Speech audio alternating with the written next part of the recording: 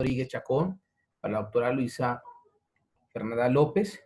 Para mí es un placer presentar al doctor Germán Humberto Rodríguez Chacón, quien participa en este seminario internacional, Protesta Social o Terrorismo.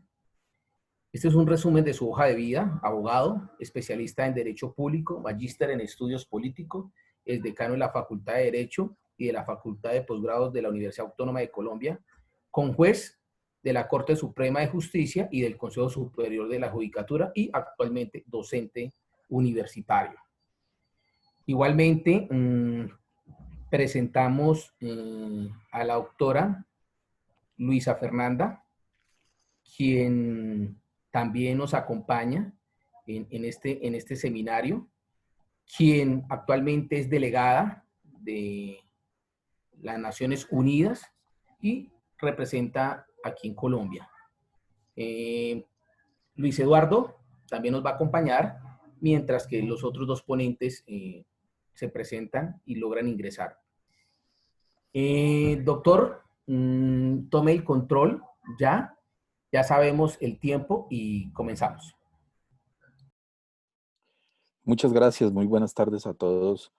Julio, muchas gracias por la invitación. De verdad que me siento muy complacido de estar aquí con ustedes. Vamos a hacer uso respetuoso del tiempo que me han dado, aunque el tema daría muchísimo para hablar.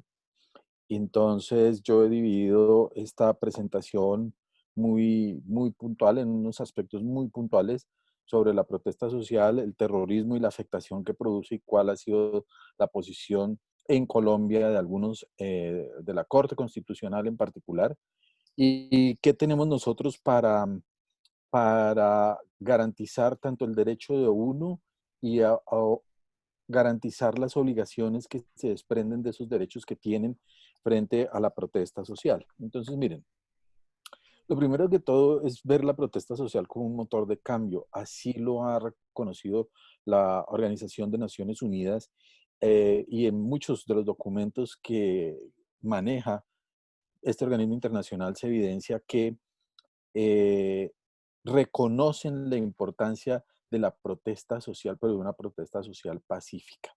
Reconocen la importancia de lo que ha podido lograrse y conseguirse en el mundo, eventualmente con el correr de los años, cuando los ciudadanos marchan a la calle con el propósito de expresar una inconformidad frente a una situación, siempre y cuando lo hagan de manera pacífica, de manera tranquila y sin afectar los derechos de quienes son parte pasiva dentro de la protesta, es decir, de quienes están en un determinado momento al margen de la protesta, bien porque no desean participar, bien porque no comparten la forma de reclamarlo, bien porque no comparten los ideales políticos, sociales, económicos, en fin, porque no comparten el sentimiento que ese grupo determinado en un momento decidió por aplicar la manifestación o la protesta como un mecanismo de reclamo cuando sus derechos están siendo vulnerados, cuando el gobierno no cumple satisfactoriamente con lo prometido, cuando existen situaciones de inconformidad frente a diferentes situaciones que se presentan en el entorno social. Así lo ha reconocido la Organización de Naciones Unidas. Pero también existe una situación de contrapunto a la seguridad ciudadana.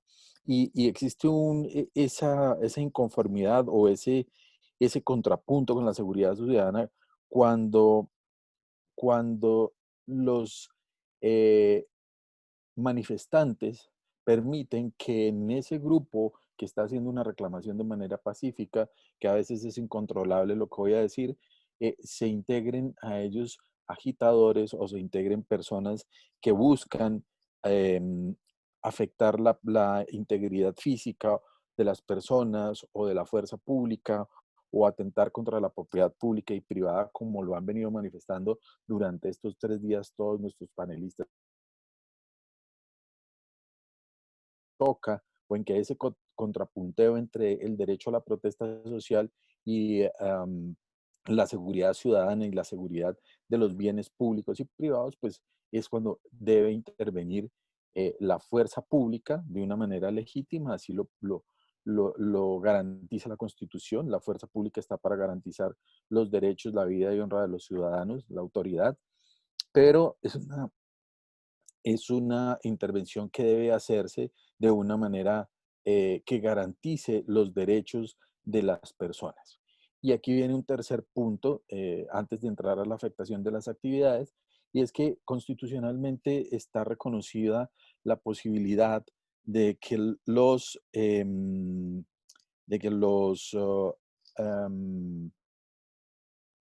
ciudadanos que participan en la protesta tienen también unos deberes y unas obligaciones. Ya más adelante lo vamos a ver.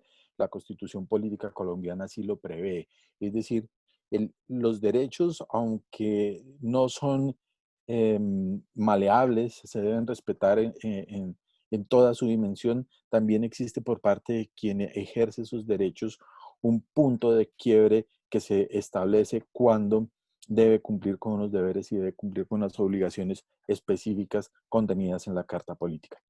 Ahora, en cuanto a la afectación de las actividades, es claro, nosotros sufrimos, lo voy a poner en nombre propio, sufrimos hace un par de años una serie de protestas consecutivas en la ciudad de Bogotá, en donde se afectó la movilidad, se afectaron bienes públicos, se afectó el Transmilenio, se afectaron supermercados, hubo desmanes, hubo hurtos, etcétera, etcétera.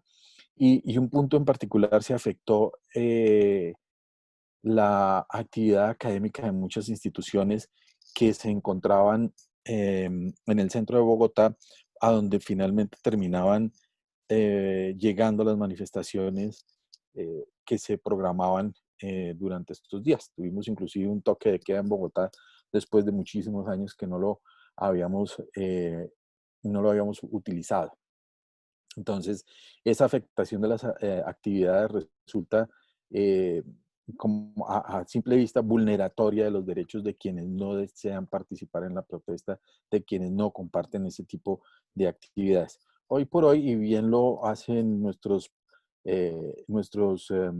patrocinadores, quienes nos invitan a este foro, lo dicen, el mundo cambió y creo que las protestas en adelante eh, van a llevar a que las instituciones universitarias, las empresas, puedan manejar, como lo estamos haciendo en este momento, todas sus actividades a través de las redes sociales. Vamos a tener una situación allí relacionada con servicios públicos, con bienes de consumo y otras situaciones que se puedan ver afectadas, pero creo que aquí la afectación a las actividades se va a reducir muchísimo y la protesta, aunque está permitida, va a tener unas limitantes hasta tanto no se busque una solución o no se busque una vacuna a este COVID-19 que nos ha afectado durante estos meses en todo el mundo.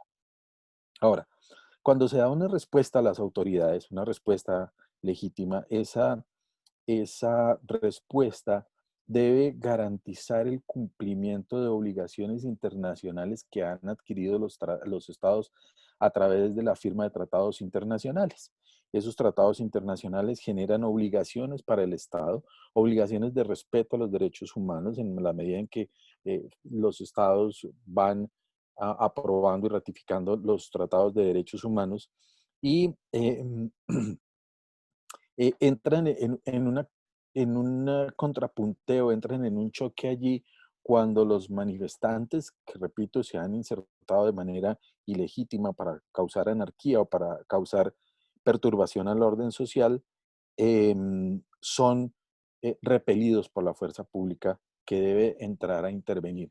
Y aquí necesariamente, o seguramente lo hemos visto, se han visto o hemos visto afectados terceros que estaban en la marcha y que no participaron eventualmente en los actos vandálicos que se dan en torno a este tipo de protestas. Vuelvo y repito vienen, eh, que vienen afectando las actividades cotidianas. En algunos casos, el uso de la fuerza ha sido desproporcionado, pero no menos cierto es que existe la tendencia a la ponderación del uso de la fuerza, situación que en algunos casos ha sido aprovechada para desencadenar en actos vandálicos porque las autoridades locales han entendido que la fuerza, han limitado la actividad de la fuerza pública a la hora de participar como agentes no solamente de garantía del orden público, sino de garantía de la vida y honra de quienes participan en la protesta, porque también están allí para cuidarlos a ellos. Entonces, hay situaciones que evidentemente van a permitir que estos grupos que se insertan en las protestas eh, aprovechan para generar caos, para, para, para desnaturalizar el fin último que se ha buscado con esa protesta. Y el Estado, como, como garante y frente a la obligación que surge de los tratados internacionales, debe garantizar que la legislación nacional se cumpla frente a la normatividad internacional. Eso lo vemos en Colombia a través del bloque de constitucionalidad, cómo han sido insertados los tratados de derechos humanos dentro de la normativa interna. Y no debe impedir, y así lo ha establecido las Naciones Unidas y los tratados internacionales, no debe impedir ni disuadir el derecho a la manifestación o a la protesta pública. Es la garantía que el Estado asume a la hora de firmar estos compromisos internacionales. Eh, mencionaré, y aquí viene esa colisión que les he mencionado, una colisión entre derechos y deberes, hasta dónde van los derechos de quienes participan en la protesta y en dónde o en qué punto arrancan los deberes que ellos mismos tienen para garantizar que esa protesta sea pacífica. De hecho, en la normativa interna se establece que cuando las manifestaciones se salen de su curso pueden ser repelidas y pueden llegar a través del uso de la fuerza, darlas por terminadas.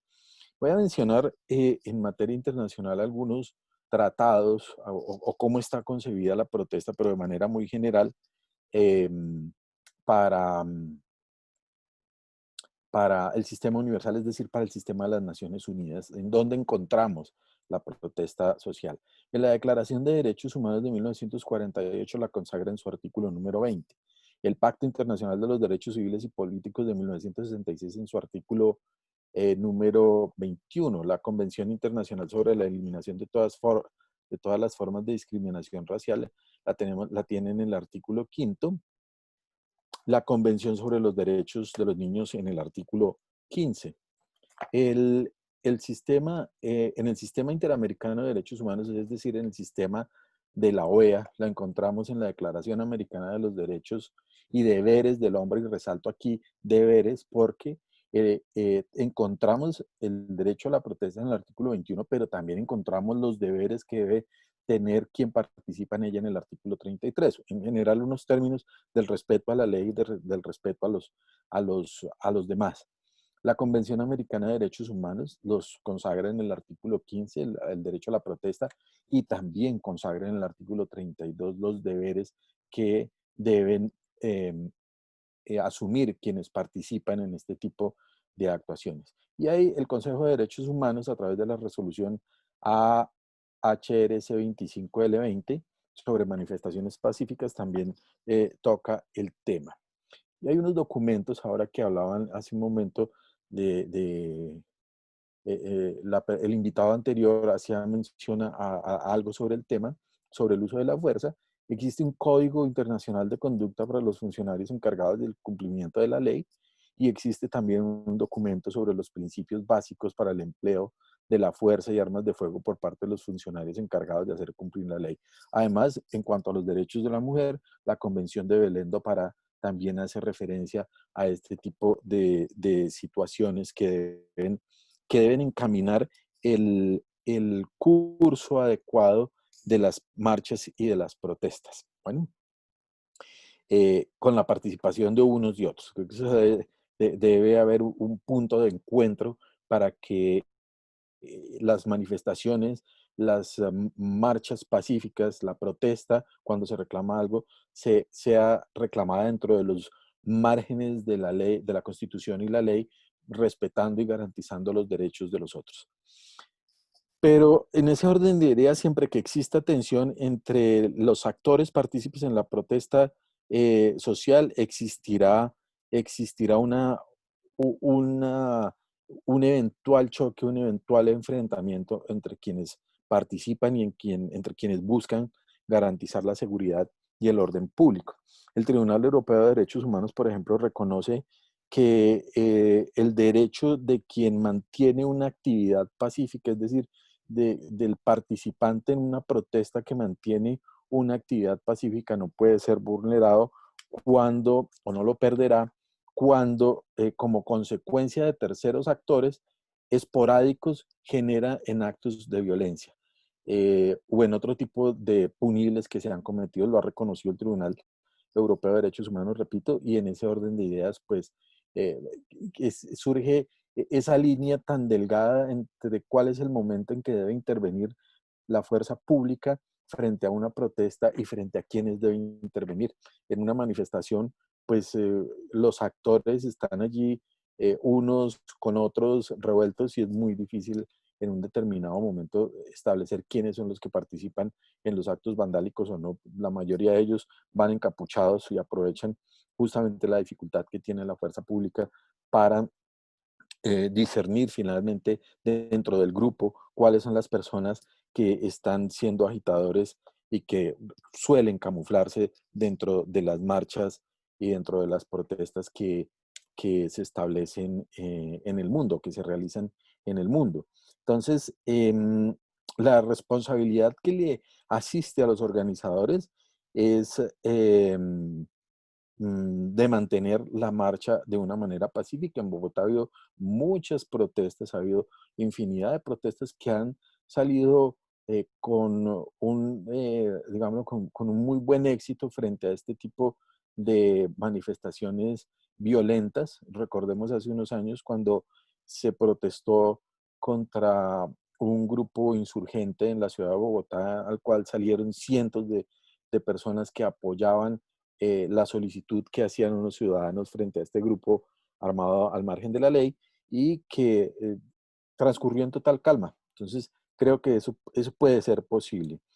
Eh, existe la posibilidad de que se impongan multas a quienes participan en las protestas. Hay estados como Rusia, Suiza, Azerbaiyán, que imponen unas multas altísimas a las protestas que desencadenan en actos vandálicos, lo cual ha sido visto por las Naciones Unidas como una limitación escondida al derecho a la protesta y a la manifestación. Y es que cuando se participa en la protesta, se tocan otros derechos que están reconocidos en los tratados internacionales, como el derecho a la libertad de expresión, como el derecho a la libertad de información, el derecho a la vida, el derecho de asociación. Es decir, no solamente tenemos que verlo desde el punto de vista de la posibilidad de protestar, sino de qué otros derechos se están tocando con la manifestación, con la represión o con los actos que suceden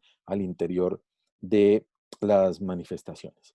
Miren, en Colombia la constitución política establece o tiene, yo he traído solamente 5 artículos importantes frente a lo que es la protesta. Son el artículo 20 que habla de la libertad de expresión, el artículo 37, reunión y manifestación, el artículo 38, libertad de asociación, artículo 56, derecho a la huelga, y repito y recalco nuevamente, es que nosotros olvidamos que existe en la normativa constitucional y en la normativa internacional, existen unos deberes y unas obligaciones de los ciudadanos frente a sus congéneres. El artículo 95 de la Constitución Política así lo establece, lo ha dicho siempre. Los colombianos tenemos unos deberes en donde que debemos respetar, unos deberes que debemos garantizar, unos deberes que debemos cumplir frente a los demás. No solamente, vuelvo y repito, de quien participa en la protesta, sino de quien no participa en la protesta. Yo veo que ya casi completo mis 15 minutos, ya casi termino. Ahora, eh, ¿qué ha pasado en el ámbito nacional propiamente dicho? Eh, la Corte Constitucional, al estudiar una reforma del Código Penal, analiza en la sentencia C-742 del 2012 dos tipos penales: el delito de obstrucción de vías públicas que afecten el orden público y la perturbación en el servicio de transporte público, colectivo y oficial. Este último fue reformado por la Ley 890 de 2004 y por la Ley de Seguridad Ciudadana. Pero en la sentencia se dijo que cuando, cuando se está frente al delito de obstrucción de vías públicas eh, y cuando hay perturbación del servicio del orden público, la fuerza pública puede intervenir siempre y cuando se afecten los derechos de terceros, los derechos fundamentales de terceros. Cuando hay esa afectación a los derechos fundamentales a terceros, la fuerza pública podrá intervenir y podrá repeler ese tipo de situaciones de manera legítima, obviamente dentro de los parámetros establecidos en los tratados de derechos humanos que les he hecho mención al inicio de esta charla.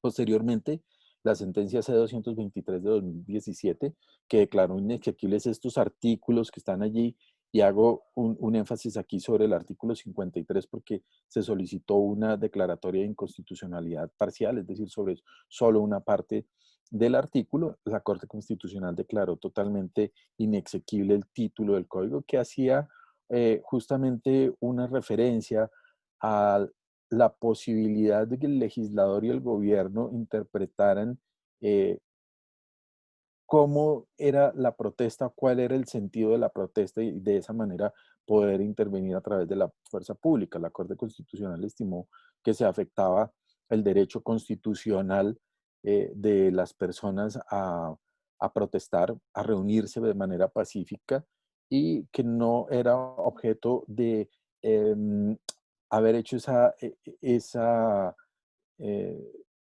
intervención de los derechos a través de una ley ordinaria, que debía haberlo hecho a través de una ley estatutaria, pero también colocó unos condicionamientos frente a la posibilidad de intervenir los derechos.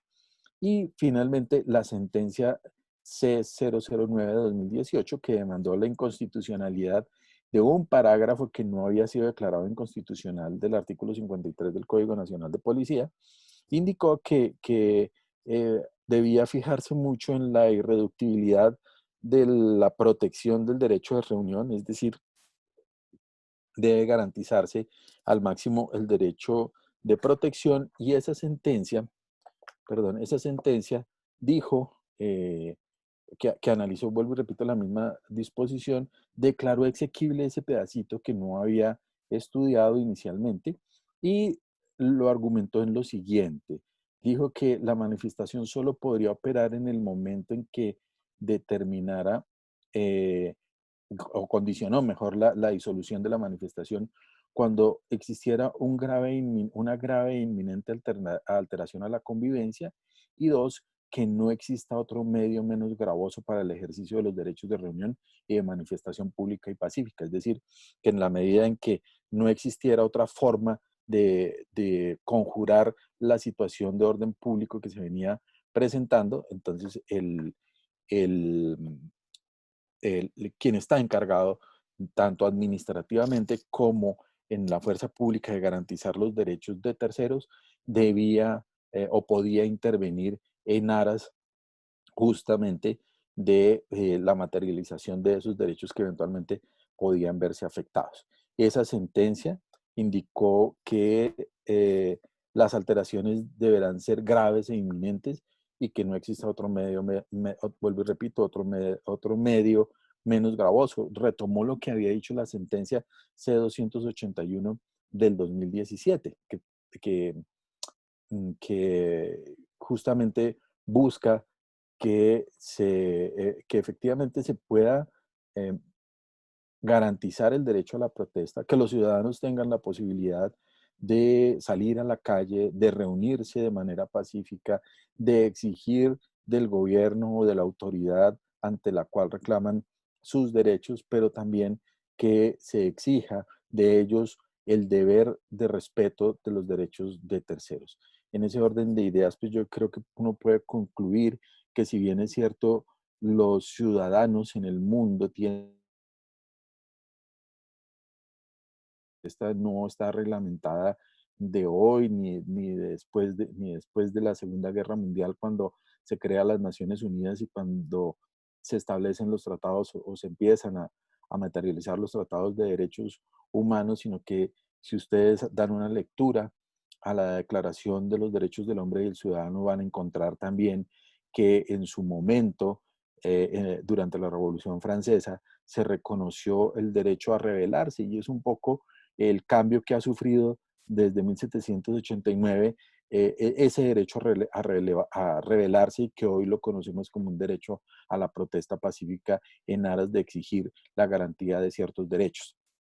Pero insisto, no debe desconocerse que la Carta Política y la normativa internacional también reconoce la posibilidad, o reconoce, o exige mejor, que quienes somos ciudadanos partícipes de una comunidad tenemos deberes y tenemos obligaciones frente a los terceros. Como le enseñan a uno en la universidad, los derechos de uno llegan hasta donde comienzan los derechos del otro, y en ese orden de ideas, pues creo que es una obligación del Estado velar por la seguridad de quienes participan eventualmente o esporádicamente en las reuniones pacíficas que se adelanten en un determinado momento en una nación, en una ciudad o en una población que exija o que esté exigiendo la garantía de sus derechos.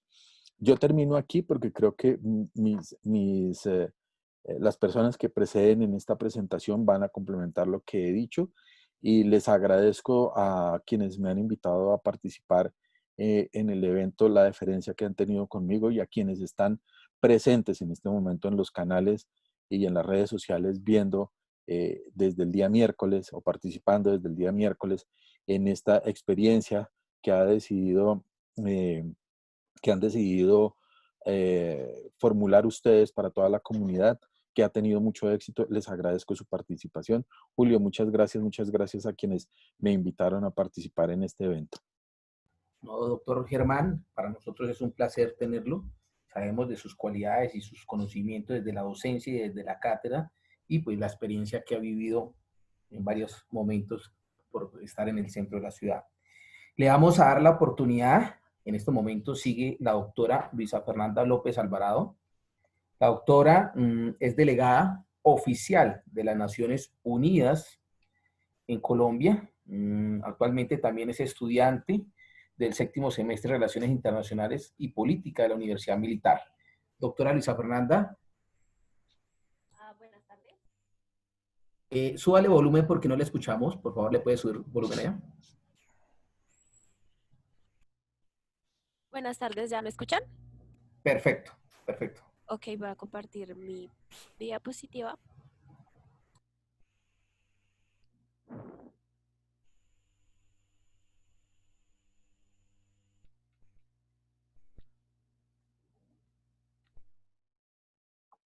Listo, ¿ahí la ven?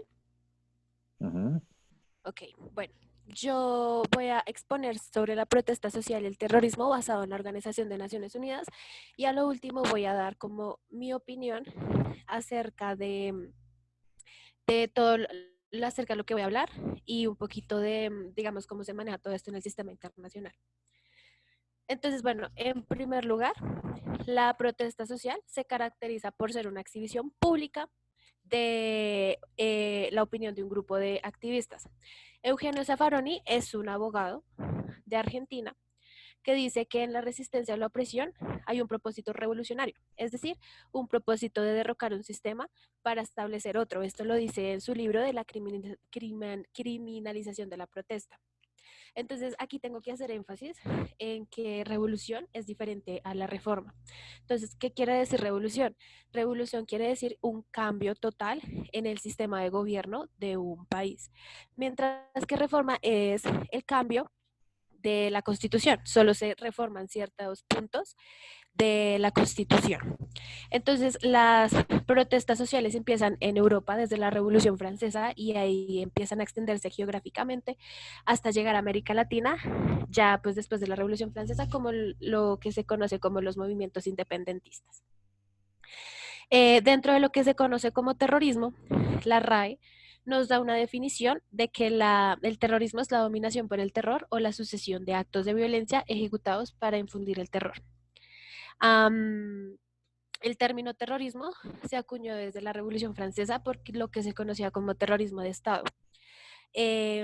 Básicamente el reino eliminaba todo el Comité de Salvación Pública o los que estuvieran en contra de las monarquías absolutas que estaban instauradas en ese momento. Y pues básicamente el terrorismo era gobernar con el poder del terror.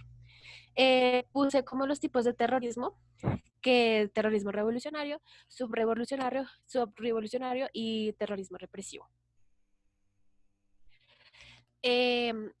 Dentro de los conceptos de terrorismo, según Estados Unidos y la Unión Europea, no hay como una definición exacta de lo que es terrorismo. Sin embargo, el FBI nos da un concepto de lo que puede ser el terrorismo y dice que es el uso ilegal de la fuerza o violencia de las personas contra las personas o la propiedad para intimidar o coercionar un gobierno. Y lo que es el terrorismo según la Unión Europea, el marco de Consejo de Europa de 2002 se define el concepto de grupo terrorista como una fracción estructurada de más de 2 personas que actúan en combinación para cometer delitos terroristas. Ya aquí entró a hablar sobre la Organización de las Naciones Unidas, que nos dice que el terrorismo es cualquier acto destinado a causar la muerte o lesiones a un civil o a un no combatiente cuando el propósito de dicho acto sea intimidar a una población o obligar a un gobierno o una organización internacional a realizar un acto o a abstenerse a hacerlo. Dentro de la Organización de las Naciones Unidas, la Oficina de las Naciones Unidas contra la Droga y el Delito queda una subdivisión de la prevención del terrorismo. Entonces, pues básicamente lo que hace la oficina, esta subdivisión de prevención del terrorismo, en su régimen jurídico es como guiar a los países de miembros de la ONU a, a ver qué pasos hay que seguir para adjudicar a los miembros de grupos terroristas, pero digamos esto lo hablo a continuación en el régimen jurídico. Hablando un poquito de la resolución 60-288 de la Asamblea General del 2002, dice que el terrorismo es una de las amenazas más graves para la paz y la seguridad internacional, y esto lo sacaron desde los atentados terroristas que ocurrieron en el 9/11. Ya, como lo venía diciendo, el régimen jurídico es donde se encaran los delitos graves cometidos por terroristas. Entonces acá tengo que hacer una distinción entre crímenes internacionales fundamentales y entre las categorías de derecho penal nacional de interés internacional. Entonces, dentro de los crímenes internacionales fundamentales se conoce el genocidio, los crímenes de guerra y los crímenes de lesa humanidad. Por esto, no hay tribunales penales jurisdiccionales internacionales para tratar como tal los actos terroristas, pero estos actos terroristas entran a la categoría de derecho penal nacional y de interés internacional. Ya aquí entra la subdivisión de prevención del terrorismo, que tiene como función prestar asistencia a los Estados miembros que soliciten aspectos jurídicos de justicia penal. Las personas que están dentro de la subdivisión de prevención del terrorismo tienen que tener en cuenta el contexto social y político del país. Y deben basarse sobre todo en la Declaración de los Derechos Humanos. Entonces, pues para dar un resultado encaminado a prevenir el terrorismo, deben basarse no solo a respetar los derechos humanos y el estado de bienestar que hay en el país, sino también el Pacto Internacional de Derechos Civiles y Políticos. Y ya los autores del terrorismo deben ser enjuiciados por los mismos gobiernos o deben ser extraditados a otros países para que se haga pues dicho proceso. El principio de dere aut judicare se usa dentro del derecho internacional y significa extraditar o juzgar a la persona. La protesta social y la ONU. Entonces, pues en cuanto a las protestas sociales, la Oficina para América del Sur y Alto Comisionado de la ONU para los Derechos Humanos se encarga de regular las protestas sociales en cada país y se debe garantizar el derecho de todas las personas a manifestarse pacíficamente. Y de opinión. También se garantiza la reunión pacífica y a participar en los asuntos públicos. Dentro del artículo 20 de la Declaración de los Derechos Humanos, dice que toda persona tiene derecho a la libertad de reunión y asociación pública y a participar en los asuntos públicos. Y en cuanto al uso de la fuerza en las protestas, dentro del Código de Conducta para funcionarios encargados de hacer cumplir la ley, el artículo 1 dice que los funcionarios encargados cumplirán los deberes que les dice la Constitución de cada país, sirviendo siempre a su comunidad. Y solo se puede aplicar la fuerza en casos excepcionales. Se deben acatar también los principios de legalidad, necesidad, proporción y responsabilidad. El principio de legalidad dice que todas las acciones deben basarse en la norma del derecho. El de necesidad es que las acciones no deben afectar ni restringir los derechos humanos más de lo necesario. ¿Qué quiere decir esto? Que cuando un oficial se mete como a intervenir a una protesta, no puede violar los derechos humanos más de lo necesario. Y el de proporción, las acciones no afectan los derechos humanos de una manera desproporcionada, y el de responsabilidad es que la persona que ejecuta la acción debe tener debe ser plenamente responsable de sus actos. Y dentro del punto D del artículo 1 del Código de Funcionarios encargados para hacer cumplir la ley, dice que abarca todos los actos violentos y nocivos. Los uniformados podrán proceder como lo dice la Constitución de cada país. Sin embargo, deben apelar siempre a proceder respetando lo que dice la Declaración de los Derechos Universales. Y ya como conclusión, algo que yo internamente como que saqué fue que, digamos, en el terrorismo ha sido utilizado para infundir miedo en los individuos para lograr sus objetivos desde hace tiempo.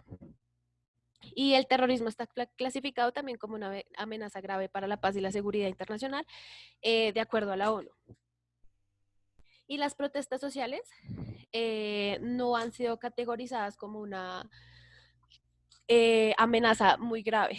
Desde los atentados del 9/11 se puede decir que cambió, digamos, el orden mundial y el sistema mundo que llevaba el mundo desde la caída del muro de Berlín y la caída de la Unión Soviética. Entonces, se puede decir que, digamos, el terrorismo puede cambiar el orden del sistema internacional. Por lo que fue, digamos, la caída de las Torres Gemelas, lo que hizo fue que constantes intervenciones de Estados Unidos a países de Medio Oriente. Y digamos, el alza de Rusia, digamos que Rusia tenga alianzas con países del Medio Oriente y que Rusia haya sido también parte de la Unión Soviética. Y digamos, pues las protestas sociales no logran cambiar el sistema internacional, pero digamos, sí logran cambiar el sistema de gobierno de cada país. Pueden cambiar, digamos, la constitución, que en ese momento, digamos, están protestando por cambiar cierto punto de la Constitución o por reformar cierto punto de la Constitución. Y pues mientras las protestas sociales no se vuelvan, no escalen a medidas beligerantes, no tiene por qué haber cambios en el sistema internacional que impacten mucho el derecho internacional. Y pues las protestas sociales son constitucionales, más no son institucionales. Y están regulados tanto por la ONU, en la regulación internacional por el derecho a protestar y las reglas y normas aplicables a la función policial. Y ya, muchas gracias por escucharme. Si tienen alguna duda, alguna pregunta que me quieran hacer. Sí, señora, tenemos varias preguntas por acá. John Galindo nos dice, la fuerza pública no viola los derechos de la medida de lo necesario, sino que restringe derechos. ¿Cómo así? No entendí. No, yo tampoco. Estefan Bravo dice, ¿hasta dónde es protesta social y política radical en Colombia? ¿Hasta dónde es protesta social? Sí.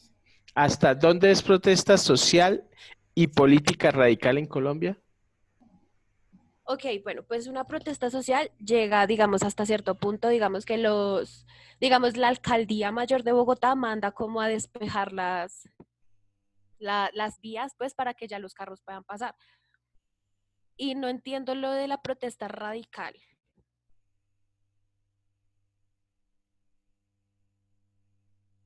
Estefan, no sé si te damos el audio y nos haces la pregunta. Claro que sí, y los dos panelistas nos la pueden contestar, el doctor Germán y la doctora Luisa Fernanda. Dame un segundo, vamos a darle el audio a Estefan para que... Listo, ya lo tienes. Buenas tardes, ¿me escuchan? Sí, señor. Un saludo desde la ciudad de Medellín, Estefan Bravo, abogado y reserva. La pregunta tiene que ver sobre el contexto social de las protestas en Colombia y cuando yo hablo de la política radical, tiene que ser en el uso político en contra de esas protestas para que termine el vandalismo. Esa era la pregunta.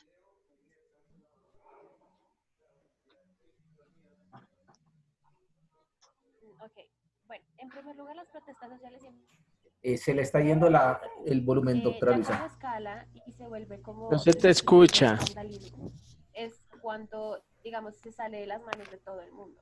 Lo que te... ¿Me escuchan? Muy, muy bajito. Ahora hable, por favor. ¿Ya? ¿Me escuchan? Ahora sí, ahora sí, ahora sí. Bueno, lo que estaba diciendo es que las protestas sociales siempre se hacen de forma pacífica.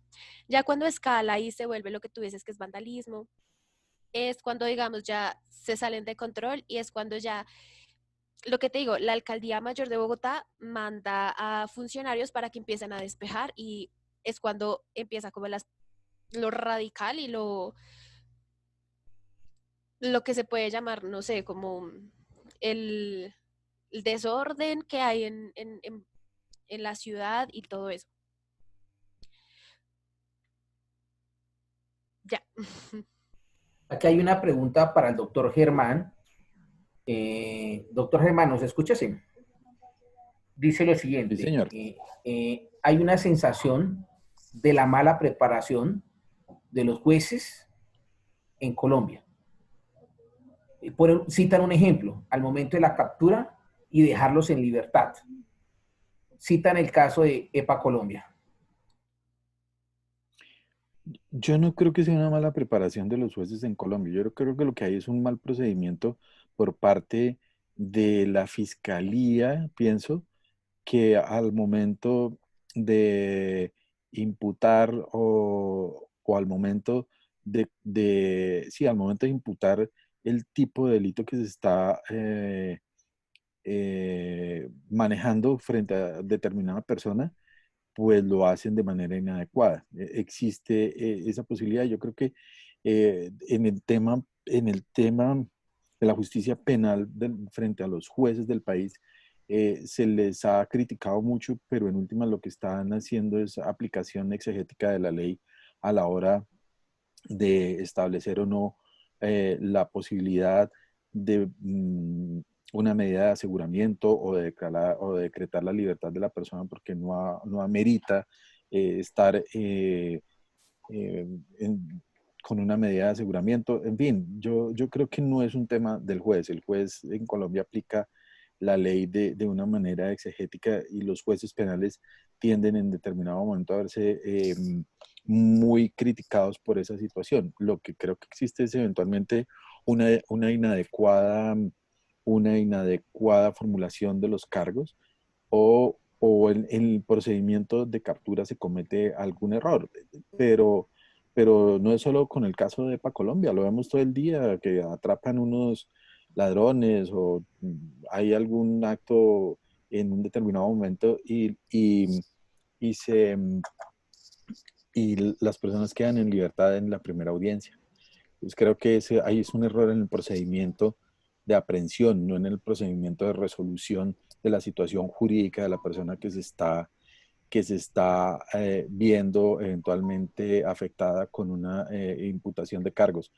Si eso fuera así, calculen ustedes la cantidad de sanciones que tendríamos frente a los jueces por parte del Consejo Superior de la Judicatura. Claro que sí, doctor. Aquí nos lleva a una pregunta, la remiten para las tres personas que están ahí en estos momentos. Dicen, si teniendo en cuenta que hay malos procedimientos al momento de la tipificación de la conducta penal, audiencia de control de garantías y claramente quedan en libertad. ¿Qué se debe hacer para que esto no se presente cuando las autoridades de policía en una protesta social capturan en flagrancia personas que están generando ya vandalismo y realmente prospere esas capturas, lo que siempre venden en los medios de comunicación?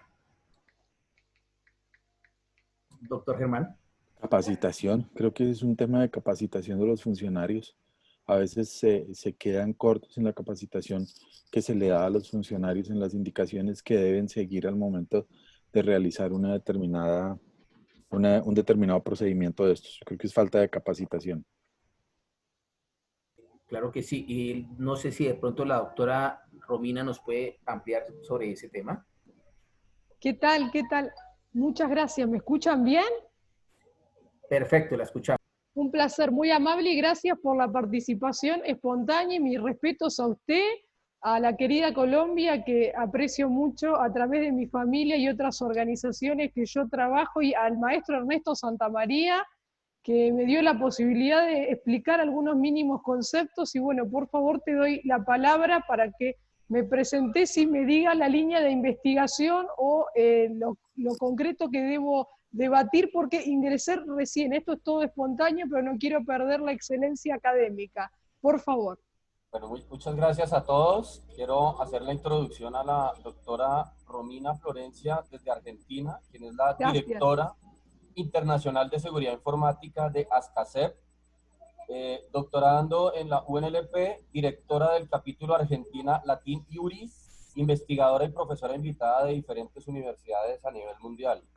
Romina, aunque yo sé que nos has seguido un poco, a pesar de tus responsabilidades, hoy nos acompaña en el panel la doctora Luisa López Lufer y el doctor Germán Rodríguez.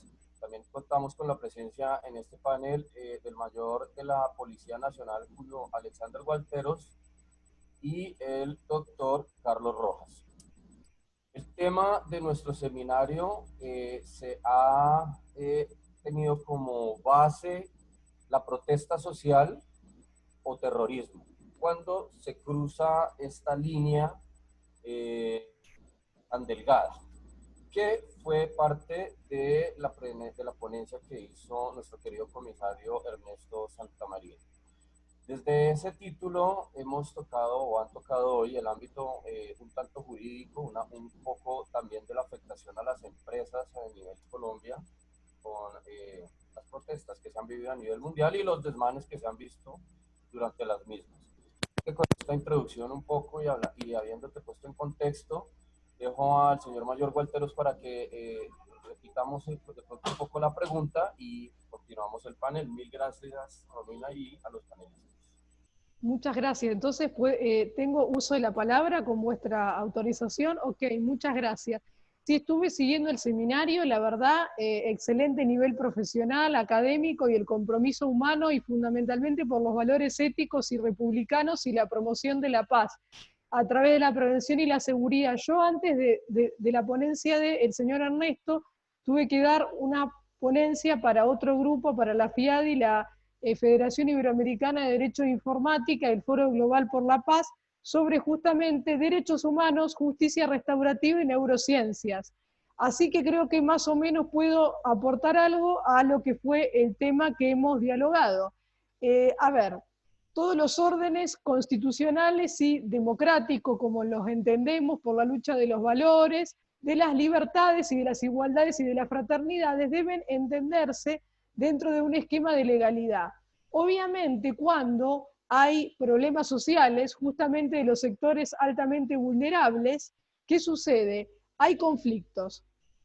Entonces, cuando ese orden se rompe, hay que abordar los conflictos, pero creo que cuando uno lo realiza a través de la fuerza, que está perfecto, que es lo que estábamos tratando con el tema del terrorismo y también el ciberterrorismo, lo principal es enfocarse en la prevención. que ese conflicto no llegue a estallar, que no suceda. Y las principales herramientas son la educación, la capacitación en derechos humanos y también en promoción de valores sociales, valores políticos, valores democráticos fundamentalmente. Bueno, en épocas de pandemia el COVID-19 ha atacado estados y sus valores democráticos y republicanos. Y fundamentalmente prevenir, y prevenir en seguridad. Obviamente con todo lo que ha dicho el maestro Ernesto, pero es fundamental capacitar para que no sucedan estos estallidos sociales. Obviamente sí contenerlos cuando han sucedido, pero especialmente con el tema del terrorismo, es un tema muy delicado. Obviamente, bueno, con todo lo que es la guerra yihadista, ¿no? Y todo lo que sucede, yo visito mucho España, porque bueno, soy profesor invitado de la Universidad de Salamanca y de otras organizaciones, además de ASCACEP, y realmente es muy complicado lo que está sufriendo la madre patria con el tema del terrorismo, porque ¿qué pasa? Con esos sectores que están disconformes, estas células, digamos, totalmente ya no son religiosas, porque son un fanatismo extremista que ya creo que ha traspasado todas las fronteras de la ideología y de las religiones y de la política inclusive, es como dijo el maestro Ernesto, terrorismo financiado, buscan captar a estos jóvenes y formar células para ¿qué? Para seguir atacando objetivos claves y seguir derrumbando el estado de bienestar occidental sobre, digamos, estamos debatiendo, ¿no? Nos estamos formando, ¿no? ¿Qué sucede? Y es cierto, los derechos humanos muchas veces han sido, como dijo el maestro Ernesto, mal utilizados. Porque ¿qué sucede? Los derechos humanos se basan en la dignidad y valor de la persona humana. Están establecidos a partir del Convenio de Viena, en la Corte de Europa, en la Corte Interamericana de Derechos Humanos. En Argentina han sido recepcionados por el artículo 75, inciso 22. Pero ¿qué sucede? Cuando el terrorismo quiere derrotar las bases del sistema occidental, sobre todo, y del sistema democrático, ataca todos los puntos débiles, y sobre todo, no solo el terrorismo, digamos, religioso como lo conocemos. El COVID-19, dejando de lado todas las cuestiones, gracias, esto es totalmente espontáneo, no la tenía preparada, pero estoy explicando un poco lo que dije hoy. El tema del COVID-19, dejando de lado todas las teorías conspirativas, que las hubo, nos da sentado que una guerra bacteriológica puede suceder en cualquier momento, y también instaurar, por ejemplo, ustedes lo saben muy bien, el Estado comunista que restringe todas las libertades, y el Estado terrorista también. Por eso, como agentes de cambio, de derecho, de seguridad, de los poderes policiales, tenemos que tratar que los valores democráticos y la libertad, el respeto a la Constitución, a la ley fundamental, no sea vulnerada. ¿Cómo? Con previsión, con inteligencia criminal, educando en las universidades, en las escuelas de policía y sobre todo a la población, con una educación cívica. Claro, ¿qué sucede con el COVID-19 y el estado de alarma, los DNU y todo lo que puede haber? Muchas gracias Rosalía, que me siguió en la otra ponencia. Esto fue espontáneo. ¿Qué sucede con el tema de las garantías procesales penales? ¿Qué sucede con las torturas? ¿Qué sucede con las detenciones ilegales, con las prisiones, las personas privadas de su libertad que han sufrido COVID-19? ¿Y qué sucede fundamentalmente con un Estado que ha desquebrajado el tejido social, la trama social compleja con toda esta pandemia y con todos estos actos de terrorismo, de inconformidad social, de desigualdades económicas, culturales? Es muy complejo, pero ¿qué sucede si nosotros apuntamos a la educación, gracias, hacia la promoción de la cultura de la paz, de un mundo más fraterno por las futuras generaciones, también utilizando la mediación policial en los casos que sucede, porque es muy complicado utilizar la mediación en temas, por ejemplo, de homicidio o de violencia de género, que hubo en la pandemia también, pero también se puede aplicar la justicia restaurativa. Yo di una ponencia de la justicia restaurativa en la Universidad de Salamanca con el maestro doctor Lorenzo Mateo Bujo Sabadell, que es el director del doctorado, que trabaja, bueno, conmigo y obviamente yo con su equipo y con otros equipos que estamos trabajando, muchas gracias, con el Instituto Colombiano de Derecho Procesal, del señor Parra Quijano, a quien le debo mi máximo respeto. ¿Y qué sucede con la justicia restaurativa? Con todos estos problemas sociales que hay que apuntar hacia la reconciliación de víctima y victimario. Pregunta, dice, ¿qué ponente argentina, qué opina? Perdón, pero me encantan las preguntas en un debate porque es lo más interesante. Bueno, después las voy a leer entonces, porque me encanta contestar preguntas porque es lo más interesante, ¿no? Para que no quede un diálogo o un monólogo, sino un intercambio para aprender por el bien común. Para ir finalizando, ir contestando algunas de las preguntas, lo principal de la justicia restaurativa es la participación de la comunidad y que se supere ese umbral de vergüenza del imputado y que realmente pueda arrepentirse, obviamente. Muchas gracias. Y realmente también que se capacite a la ciudadanía en lo que es seguridad informática, lo que es prevención y lo que es el ciberterrorismo. Porque el ciberterrorismo no reconoce fronteras, porque ¿qué pasa? Los servidores están en muchas partes del mundo. Yo soy miembro de ICANN, de la Corporación Mundial para los Números y Nombres de Dominio de Internet. Entonces, ¿qué sucede? Nosotros tenemos planteado el modelo de múltiples partes interesadas, el multi-stakeholder, como se llama, en donde la academia, yo he ido a varias reuniones mundiales de ICANN, en donde la industria, la academia, el gobierno, las empresas y el sector civil dialogan para fomentar políticas públicas y directrices sobre las pautas de Internet basadas en la libertad, la seguridad y, la promoción de Internet para todos los ciudadanos. Y también, sobre todo, para que se cuide la seguridad informática, el tema de los delitos informáticos. ¿Qué sucede con todos estos ataques? Porque el terrorismo se está manifestando de muchas maneras. Por ejemplo, hace poco un gobierno denunció que había sido ciberatacado en medio de la pandemia. ¿Y por qué? ¿Quién se beneficia de esto? ¿Con qué razón? Hay mucha también falta de conocimiento en lo que es protección de datos, seguridad informática, porque ¿qué sucede? No estábamos acostumbrados, por lo menos en Argentina no hay legislación sobre el teletrabajo, se está realizando, a teletrabajar, al comercio electrónico, a pagar facturas por internet, aunque mucha gente tiene home banking, a las transacciones de las criptomonedas.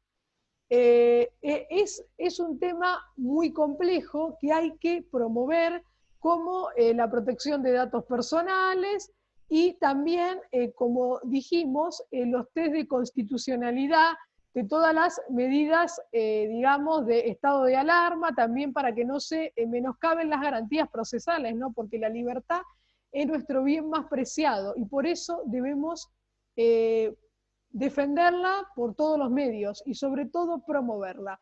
Voy a ver las preguntas y muchas gracias por su atención, porque esto, repito, fue totalmente espontáneo y agradezco a Luis Eduardo y a Ernesto que me invitaron de esta manera tan espontánea. Pregunta para ponente argentina. ¿Qué opina sobre adoctrinamiento en los jóvenes sobre la protesta? Justamente yo vengo al sector académico. Yo no soy política ni lo pretendo ser, solo soy una ciudadana, pero tengo bien en clara las cosas. Los jóvenes son nuestro futuro y hay que educarlos en valores éticos, en la Constitución Nacional y en los valores republicanos. Es verdaderamente horrible que adoctrinen a la gente joven para que cometa actos ilícitos. Una protesta tranquila está correcta, está bien. ¿Por qué? Porque, como decía Bordo, hay que luchar por el derecho. Obviamente la Revolución Francesa, para liberarnos de la monarquía, se hizo en base a una protesta, a una lucha social. Pero ¿qué sucede? Como decíamos en el seminario y decían mis maestros que me han, predecedido, ¿qué sucede cuando la protesta social quiebra el orden constitucional, el orden político? Ahí está el límite. Ya es ilegal. Y ya es terrorismo, es financiado. Me parece muy feo todo lo que está sucediendo en Argentina. Ayer yo tuve que dar una ponencia para Chile y justamente me preguntaron eso.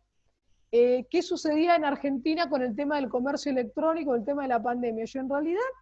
Yo trabajo para también un grupo de bioética. En realidad en temas sanitarios, Argentina no está tan mal, está excelentemente calificada, porque muchos infectados se recuperan y además porque la cuarentena es una de las más, creo que la más extensa del mundo, que esperemos finalice pronto, aunque hay unos días parece un poco más duros en el Gran Buenos Aires. Pero hay un quiebre institucional que es evidente, sin entrar en temas políticos, pero realmente estas protestas sociales de los jóvenes adoctrinados no ayudan en nada a un futuro y una conciliación.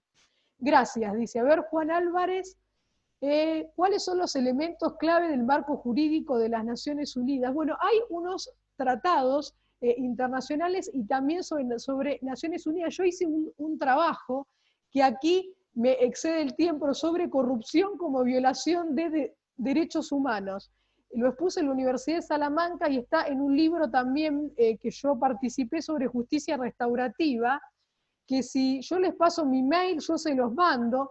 Ahí están todas las directrices sobre el tema del narcotráfico y lavado de dinero y todo lo que sucede cuando estos actos de, digamos también, ¿no?, ya sea del terrorismo o de los gobiernos, vulneran los derechos de la ciudadanía y crean más desigualdad. Porque ninguno de estos gobiernos totalitarios como Corea del Norte, Venezuela o Cuba, con todo respeto, el que tenga otra opinión, estoy de acuerdo, o las protestas sociales de estos grupos terroristas financiados ayudan a los sectores altamente vulnerables. Yo creo que eso realmente se logra con consenso, con democracia, con educación, con respeto y con valores, y con un orden institucional, con una legalidad. A ver, después, dice, claro, exactamente, un crimen de guerra, ¿qué es un genocidio? Gracias.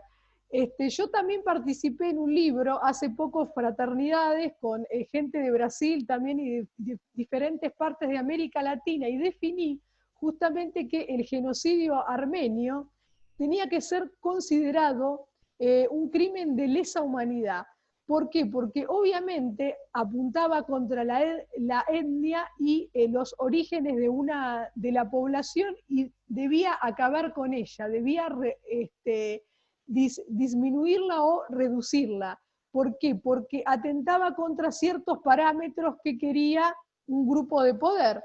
¿Y qué sucede con el terrorismo también? ¿Es un acto de lesa humanidad?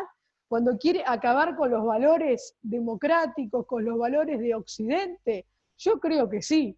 Pero bueno, es algo a discutir y creo que los otros ponentes también pueden seguir dando opiniones un poco más fundadas que las mías, que esto fue una invitación espontánea. Quedo a vuestras órdenes y cualquier cosa que necesiten les dejo mi mail en minúscula, romicabrero83@gmail.com. También tengo las páginas de Google acreditadas, obviamente, si buscan mi nombre. También tengo trabajos de Open Access, también en la Universidad de Salamanca, o donde gusten, sobre inteligencia artificial, proceso, derechos humanos. Ahora voy a contestar la última pregunta. A ver, Enrique Rincón Acosta, muy amable y muchas gracias.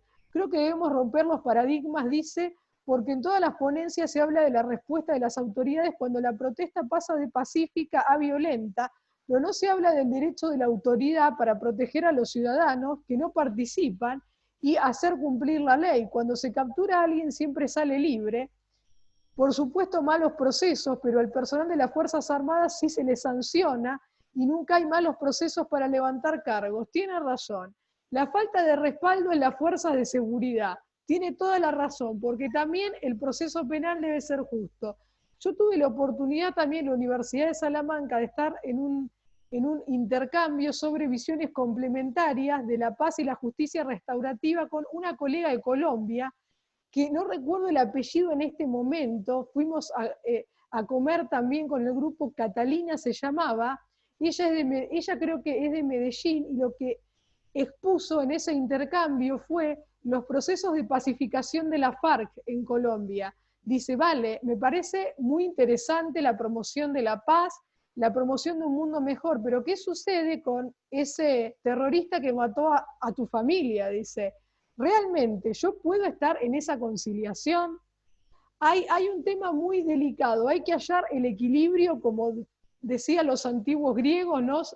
Invocando al oráculo de Delfos, buscar el equilibrio, la razonabilidad para que se infiltren líderes que buscan intereses personales y dando la ilegitimidad a la protesta social que busca restablecer derechos fundamentales que buscan con este vandalismo, acabar con la corrupción y ser más éticos. Muchas gracias y dejo paso a los otros ponentes. Espero haber estado a la altura y muchas gracias. Claro que sí. Para los tres panelistas, hacen una pregunta acá. ¿Qué deben hacer los gobiernos para evitar que se infiltren líderes que buscan intereses personales? Y esto pues daña la imagen de la protesta social que busca restablecer derechos fundamentales y termina en un vandalismo. Por doctor Germán, vamos luego con Luisa y terminamos con Romina. Bueno, Julio, y a quien está haciendo la pregunta, doctora Romina, muchas gracias por participar y acompañarnos. Yo creo que hoy por hoy, con la proliferación de redes sociales y medios digitales, resulta bien difícil controlar este tipo de activismo por la facilidad de acceso que tienen las personas a los medios.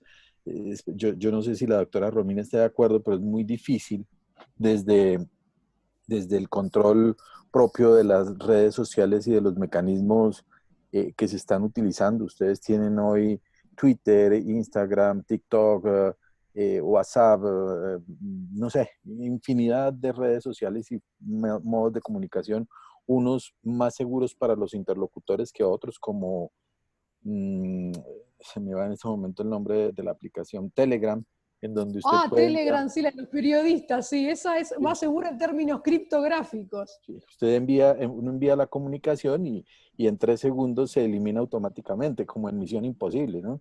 Es decir, el mensaje se eliminará en un par de segundos. Entonces resulta, creo que muy difícil controlar este tipo de activismo que se está manejando desde las redes sociales. Es muy complejo, muy complejo. A mí me pueden bloquear una cuenta hoy y mañana yo puedo estar abriendo una nueva y el control se hace mucho más difuso, tanto de quienes manejan las redes sociales como de los estados que se ven afectados con este tipo de situaciones.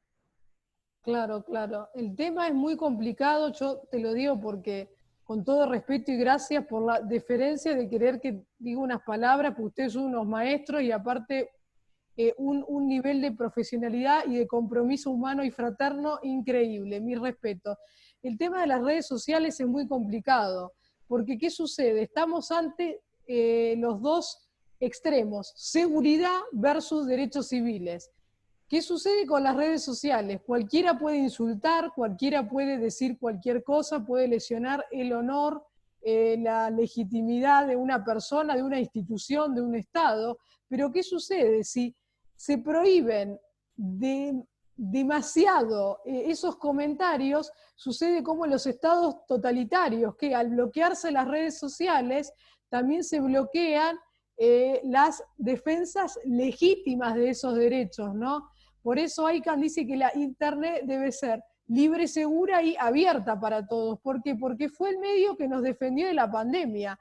Cuando en marzo nos cerraron las fronteras, creo que por primera vez en la historia. Y había yo me acuerdo un WhatsApp que decía, no usen las redes porque Internet se va a caer, no manden videos, no teletrabajen, no hagan nada. Era como que el mundo había terminado, que la libertad había terminado, que era el gran hermano. Nosotros como miembros de ICANN tuvimos una reunión y nos dijeron que ICANN fue creada a partir de ARPANET, los comienzos de Internet. Internet sobrevivió la Guerra Fría porque es una red de redes, no se iba a desconectar. Por ende, los sistemas iban a soportar toda la carga informática. Obviamente iba a estar más lenta, más retrasada, pero Internet no se iba a cortar. Entonces hay que tener mucho cuidado, hay que filtrar esos comentarios, sí, que son ofensivos a las personas. a los estados, pero hay que tener cuidado también con la libertad de expresión, porque si no vamos a caer en el estado orwelliano de 1984 y ya nadie va a poder protestar ni que el virus vino del laboratorio de Wuhan, ni que el estado de alarma tan prolongado era inconstitucional, nadie va a poder decir nada, ni que hay soluciones biológicas para el COVID-19, que se secuenció en 2 semanas, de hecho, no tiene mucha variación con el SARS, o sea que, bueno, por diferentes cosas. Muchas gracias. Pues sí, es Doctora bastante Luisa, complicado que siga. digamos, el gobierno sepa quién se va a infiltrar y quién no se va a infiltrar, pero digamos, por el internet, digamos, las redes sociales, también son redes bastante amplias. Entonces creo que es bastante complicado saber quién lo va a hacer y con qué propósitos lo va a hacer. Se te fue la señal, Luisa, el sonido. Luisa, se te fue el sonido. Para que abras el micrófono. Ya.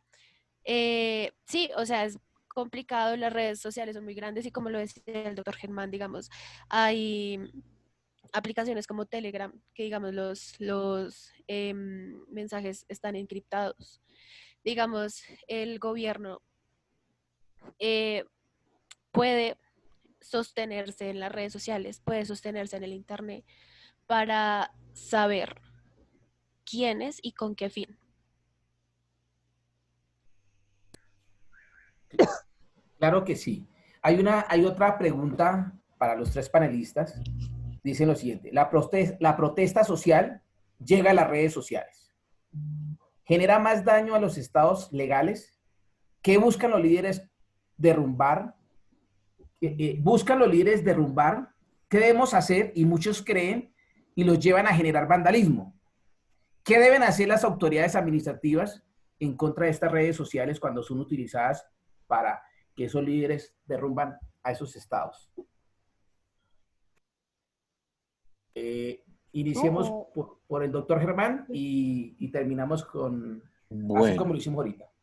bueno, a ver, hoy en el mundo se viene hablando de los derechos de 4ª generación y dentro de ellos están todos los derechos de la era de la informática, de la era de las comunicaciones, pero atacar a esas grandes multinacionales que manejan las redes sociales para evitar que eventualmente una persona no pueda publicar, pues resulta complicadísimo. Miren lo que le pasó a Trump en estos días cuando eh, tuiteó algo inmediatamente se le dio de baja el Twitter por parte de, la, de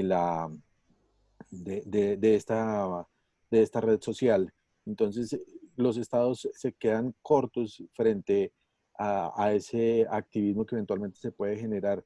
Si voy a decirlo, porque pues eso es lo que escuchamos todos los días, si a uno de los hombres más poderosos del mundo le borran un Twitter, imagínense lo que pueden hacer con un país en unas condiciones de mucha menor relevancia en el contexto mundial. Entonces, creo que es muy compleja la situación. Debería existir desde el seno de las Naciones Unidas una política de protección de los derechos a través de tratados internacionales, pero va a ser muy difícil, va a ser muy difícil. Y ahí tocaría uno ya temas de responsabilidad internacional que están muy ¿cómo decirlo? Muy biches, muy jóvenes, apenas en un desarrollo, porque el tema de la responsabilidad internacional en el contexto de las Naciones Unidas no se ha desarrollado como debiera haberlo hecho. Han pasado años y años y esto está todavía crudo. Doctora Romina. ¿Qué tal? Gracias. No, estoy totalmente de acuerdo con lo que dijo el señor Germán. El tema con respecto a todos estas cuestiones a nivel de tratados internacionales y de cooperación internacional, muchas veces que es el fundamento, ¿no?, del Estado globalizado, la cooperación internacional, muchas veces tiene deficiencias, no más que eficiencias. Pero obviamente los estados deben protegerse de todos estos grupos vandálicos, ¿no?, que lo que quieren es romper el orden constitucional, como dijo el maestro Ernesto, y político, y que el gobierno no se pueda sostener. Pero ¿qué sucede cuando es todo lo contrario? Yo dijo el debate, ¿qué sucede cuando el gobierno mismo es el que... Claro, porque hay estados, yo no voy a hablar de ningún país en particular, ni del mío, ni de nadie, vamos a hacer todo un esquema hipotético. ¿Qué sucede si el Estado, que realmente quiere sostenerse en el poder, a pesar de todos los actos de corrupción que viene cometiendo en los últimos meses, qué sucede si el arma que tiene para vigilar a los ciudadanos, como decía Foucault, vigilar y castigar, es la Internet misma, no como protesta de los grupos vandálicos, sino que el mismo Estado, a través de la vigilancia masiva de las redes sociales, identifique a los supuestamente desertores del sistema o que están en contra del presidente o el vicepresidente o el partido gobernante, aunque elegido democráticamente, pero que está transformando en otras cuestiones su forma de gobierno. ¿Qué sucede cuando es el Estado mismo, ¿no?, el que hace el ciberpatrullaje? Ahí los ciudadanos tendrían que apelar a la libertad de expresión y a que protejan sus derechos. De hecho, en Colombia, yo trabajé hace mucho con una ONG, creo que se llama Carisma, que promovía la libertad de expresión en Internet y la protección de datos personales de los ciudadanos. Es una ONG de derechos civiles, no es política. Pero sí, estoy totalmente de acuerdo que ante esos actos vandálicos que quieren derrocar a un gobierno democrático, hay que tomar medidas más efectivas, ¿no?, a nivel legal, ¿no? Totalmente. Muchas gracias. Sí, a nivel, digamos, legal, está como muy pobre el tema del vandalismo. Pero digamos también las Naciones Unidas no ha dejado como claro un punto como tal para hablar acerca de este tipo de temas. Y con respecto a qué pueden hacer las autoridades administrativas, pueden, digamos, en lo que son grupos de Facebook o en el mismo WhatsApp, a veces se hacen convocatorias como para llegar a ciertos puntos y en esos ciertos puntos como que se aglomera la gente y es cuando estos grupos de personas es cuando se arremeten contra digamos, los edificios o contra las mismas autoridades.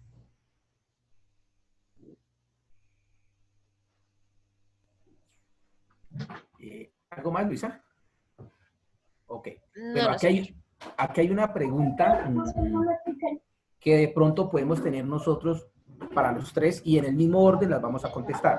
Okay. La hace el señor Enrique. Dice, cuando una asociación o una federación X, no vamos a nombrar, porque esto funciona en muchos países de América y de Europa, realizan marchas o convocan marchas y protestas sociales por algún tipo de derecho fundamental que quieren reclamarle al gobierno en turno y siempre terminan en actos de violencia. ¿Se les puede impedir que realicen este tipo de actividades?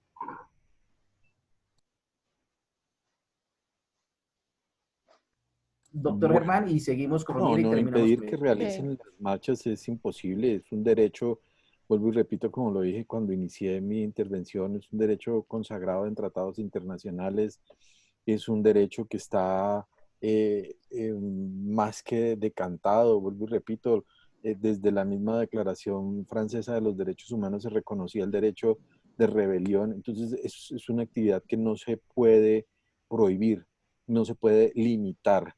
Y voy al punto, y lo iba a mencionar con la pregunta anterior y se me pasó, y es hasta dónde nosotros como ciudadanos tenemos el deber de aceptar o no lo que se nos manifiesta a través de redes sociales o lo que se nos está diciendo día a día.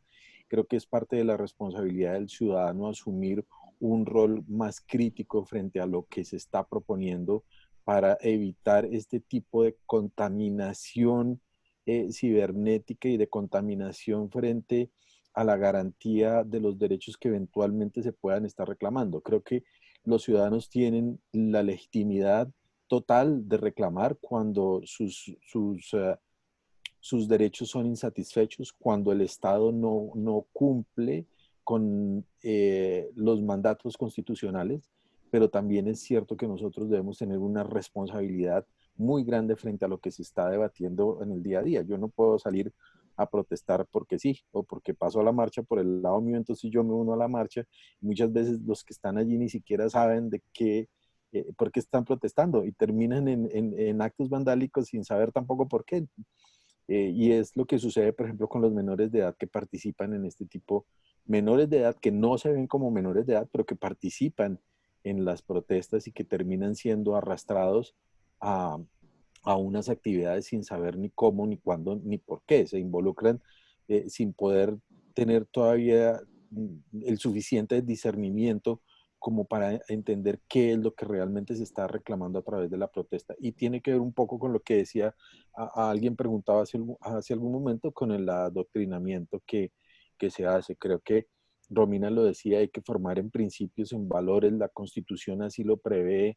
Creo que a los jóvenes debe enseñárseles. Creo que hay algo muy importante que se ha olvidado en la enseñanza de los muchachos y es la historia. Cuando nosotros nos olvidamos de qué ha pasado en el mundo y cuando no conocemos qué es lo que ha pasado, realmente no tenemos conciencia de qué es lo que se está haciendo. Si no sabemos cómo ha sido el mundo a través de su historia, pues definitivamente no vamos a entender por qué estamos protestando o por qué estamos marchando, por qué estamos reclamando. Y eso genera este tipo de situaciones vandálicas que se cometen día a día. Yo soy profesor de Derecho Constitucional y lo primero que hago es enseñarle a mis estudiantes es eso. Y les hago una clase de historia. Las 2 o 3 primeras clases son de historia y les hago hacer una revisión de la historia constitucional del país y de por qué se dieron las reformas constitucionales y cuál fue la situación sociológica, política y económica del país en ese momento para que se diera. ¿Y por qué lo hago? Pues para que entiendan cuál fue la situación que rodeó todo eso. Vuelvo y repito, si no conocemos nuestra historia, estamos condenados a repetirla de una u otra manera, independientemente de que la persona que esté en ese momento en el gobierno sea de izquierda, sea de centro, sea de derecha. En últimas, el poder contamina y el poder permite que quien está detentando el poder haga lo que quiera, cuando los demás se dejan arrastrar. Entonces hay que ser muy cuidadosos con eso. Sí, estoy de acuerdo también con el doctor Germán. Hay que tener como un pensamiento crítico acerca de qué es lo que vamos a hacer y yo por qué voy a protestar y leer o informarme acerca de por qué se está protestando y acerca de lo que quien no conoce la historia está condenado a repetirla. Existen los fenómenos de déjà vu y sui generis dentro de lo que es el sistema internacional y lo que les digo, hay que leer, informarnos. Y pues lo que decía también el doctor Germán es que no se puede limitar el derecho a la protesta porque está dentro de la Declaración de los Derechos Humanos, está dentro de las resoluciones que ha hecho la ONU. Entonces hay que como que regular mejor, como que haya una mejor organización dentro de las fuerzas administrativas para que las protestas no se salgan de eso, de que son protestas pacíficas. Totalmente. Perdón que justo pedí la palabra, pero quería seguir la línea que han dicho mis queridos colegas. Estoy totalmente de acuerdo. La protesta no puede criminalizarse, es un derecho constitucional también como la huelga. La huelga, de hecho, es una protesta por los derechos de los trabajadores, ¿no? Son las conquistas sociales desde la Revolución Francesa. Por eso cuando uno escucha que hay protestas, por ejemplo, en Hong Kong por los derechos, uno se llena realmente de alegría y de felicidad. ¿Por qué? Porque estamos luchando por la libertad. En esta pandemia yo dejo el mensaje final, que hemos aprendido que la libertad es el tesoro más valioso y que nunca más, pero que nunca más nos quiten ese derecho, que nunca más nos vulneren los derechos civiles, ni de cierre de fronteras, ni de circulación, ni de nada. Y que para las próximas pandemias, o ciberguerras, o guerras biológicas, o lo que haya, el mundo esté mejor preparado, interdisciplinariamente, psicológicamente, biológicamente, informáticamente, procesalmente, y también gubernamentalmente para dar una política adecuada a esas demandas sociales. ¿Por qué? Porque realmente el tratamiento de la pandemia en muchos lados fue deplorable. ¿Por qué? Porque las políticas gubernamentales produjeron mucho descontento y también puede desbordar la protesta social. ¿Por qué? Porque está vulnerando la trama social compleja, el tejido social. Entonces, ¿qué sucede? Estoy de acuerdo con lo que dijeron los maestros, que no hay que criminalizar la protesta, pero hay que tratar que se desarrolle pacíficamente en términos Consejo de Seguridad y sus organismos deberá dar respuestas eficientes y eficaces a toda esta problemática, no como la OMS, cuyo presidente está siendo cuestionado, que no es médico, y de hecho participó en un gobierno bastante controvertido, no democrático, y que realmente no ha dado una respuesta seria ni eficaz a toda la pandemia. Al contrario, siempre es negativa y siempre trata de digamos, ir en contra de todas las posiciones ganadas, ¿no? O todas las noticias positivas que hay también del COVID-19, ¿no? Hay que reinventar realmente la agenda internacional y dejar de lado un poco el individualismo y los intereses e ir a la fraternidad. Solo eso, y muchas gracias por el privilegio de estar diciendo unas palabras con vuestras mercedes. Gracias. Doctor Luis, para todos los panelistas, pues les agradecemos. Una vez más terminamos un gran seminario, protesta social o terrorismo y cuáles son sus afectaciones. Para todos ustedes les agradecemos. Muchos de los espectadores pues quedaron contentos con cada una de sus intervenciones, a pesar de que esto es un tema muy delgado, que depende de su formación académica, lo pueden tomar, ya sea de un extremo al otro extremo. Entonces, les agradecemos a los ponentes, muchas gracias por todo el aporte que nos dieron a nosotros y a todos los espectadores. No más, le doy la palabra aquí a Luis Eduardo, de pronto para unos anuncios, como dicen por ahí, parroquiales. Muchas gracias, mi mayor. No sin antes agradecer de nuevo a la doctora Luisa López Luffer, al doctor Germán Rodríguez y por supuesto a mi estimada Romina en Argentina por esta ponencia, por esta participación, por este conversatorio que realmente aporta bastante. Son muchísimas las preguntas que todavía están por hacer, seguramente tenemos que revisar para extendernos en próximas fechas. Una de las preguntas que realizan es cómo hacen para validar esta certificación o cómo certificarse. Realmente todos los seminarios que hacemos nosotros no tienen ningún interés económico, totalmente gratis y con un objeto social. De manera que ustedes, así como lo hicieron hoy y en todos nuestros seminarios, ingresan, pueden ver su ponencia de principio a fin sin costo alguno. Sí tenemos y logramos unos convenios recién allá en la tierra donde estás, Romina, con el Instituto Honrod de Criminalística y el Centro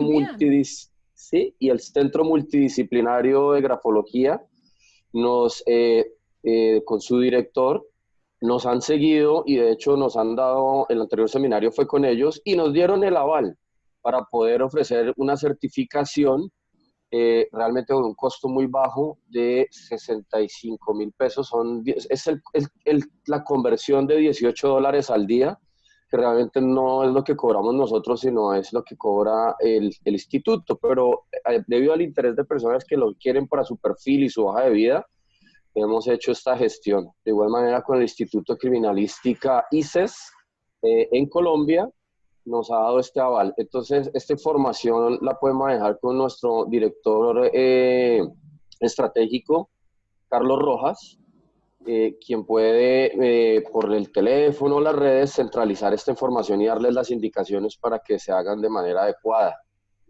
Les cuento que tenemos próximos seminarios, sorpresa para todos, diplomado en grafología, diplomado en criminalística, y tenemos también próximamente un curso de nuevo yo le pregunto, yo de fútbol no sé, entonces me toca acudir allá a mi mayor Walteros, a Romina. Romina, ¿cuáles son los 2 equipos de fútbol más conocidos de Argentina?